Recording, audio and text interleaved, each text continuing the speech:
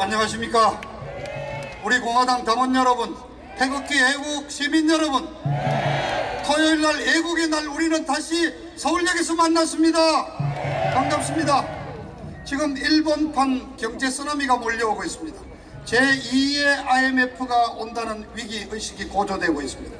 일본이 지난주에 간단합니다. 3가지 종류의 화공약품에 대한 수출을 규제한다고 정리했습니다. 별거 아닙니다. 3종류 화공약품입니다.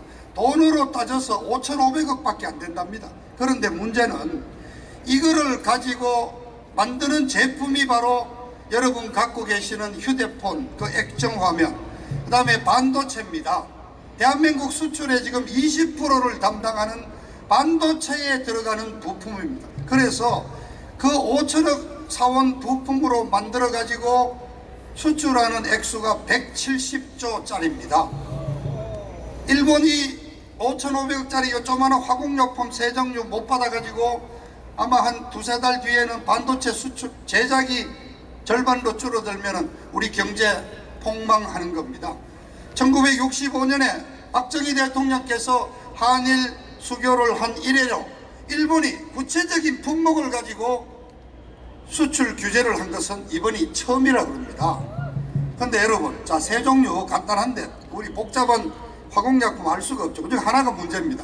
불화수소라는 게 있는데 이게 독가스, 살인가스를 만드는 원료로도 쓰이고 이게 우라늄을 추출해 가지고 정제를 해서 원자탄을 만들지 않습니까? 바로 거기에 들어가는 핵심 화공약품이에요. 그 일본이 이번에 조치를 취한 이유가 있는 겁니다. 어느 때 시점을 명시하지도 않고 사업체도 명시하지, 하여튼 한국의 어떤 업체가 일본로부터 불화수소를 다량으로 갖고 사가갔는데 그 행방이 좀 이상하다 이게. 그 중에 상당 부분이 어디로 빠져나갔는데 결국은 북한으로 간 게 아니냐. 그렇다면 여러분, 이 정부가 북한 핵무기 만드는 데 필요한 화공약품을 보내줬다는 얘기 아닙니까? 심각합니다. 그래서 일본이 수출 규제를 단행한 이유가 안보상의 문제가 있기 때문에 이 부분을 해명하라고 요구한 겁니다. 자, 그렇다면 이 정부는 어떻게 해야 됩니까? 아니, 불화수소가 동네에서 살 수 있는 신나 같은 게 아니잖아요. 그러니까 관세청 동원해서 통관 서류 전부 갖고 오라 그래가지고 이 업체 확인할 수 있고 수입량 확인하고 그 다음에 또 소비하는 데는 딱 2군데밖에 없어요. 삼성전자하고 SK하이닉스.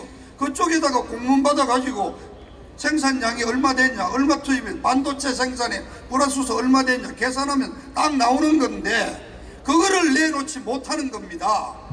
그러면서 지금 뭐라 그럽니까? 아, 일본에 대해서 항일운동 하자 이게. 지금 독립운동할 때입니까 여러분? 그리고 내놓은 대책이 무슨 국제 여론에 호소하기 위해서 WTO에 제소를 한다.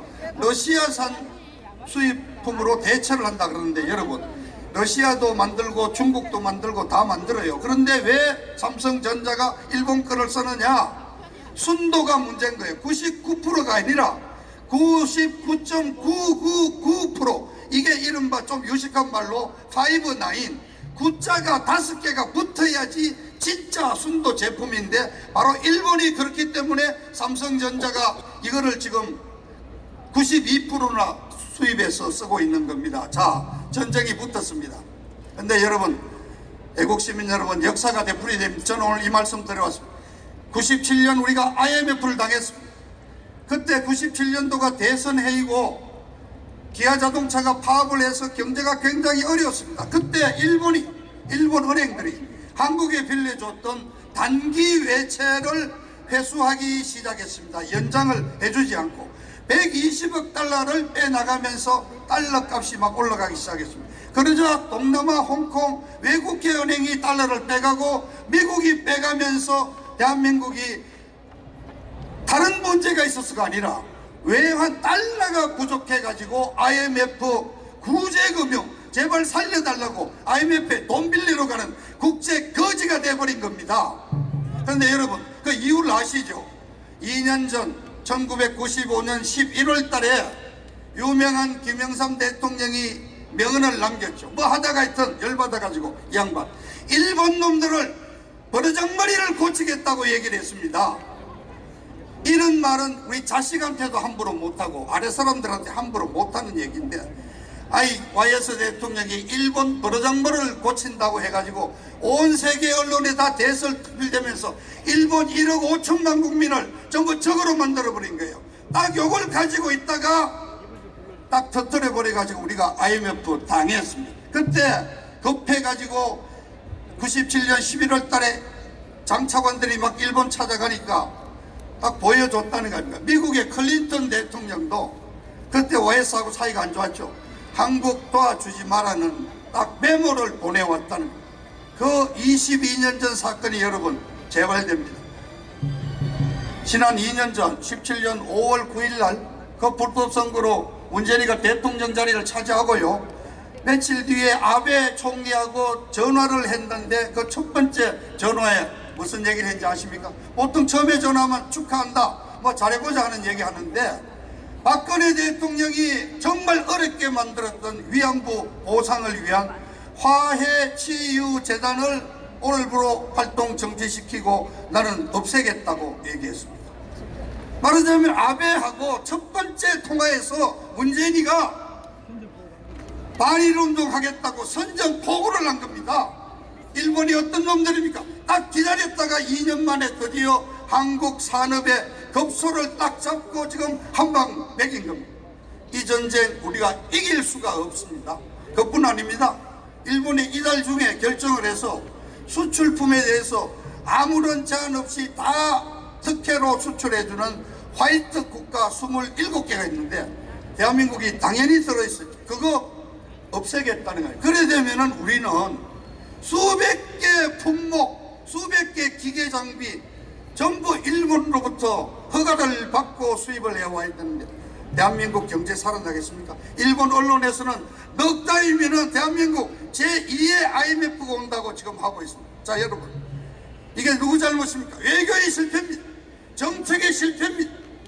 이 정부 정책이 실패고, 더 구체적으로 말하면 문재인이 실패입니다. 문재인이가 갖고 있는 그 빨간 이념 때문에, 그 문재인이 하나 때문에 대한민국이 지금 망해가는 겁니다.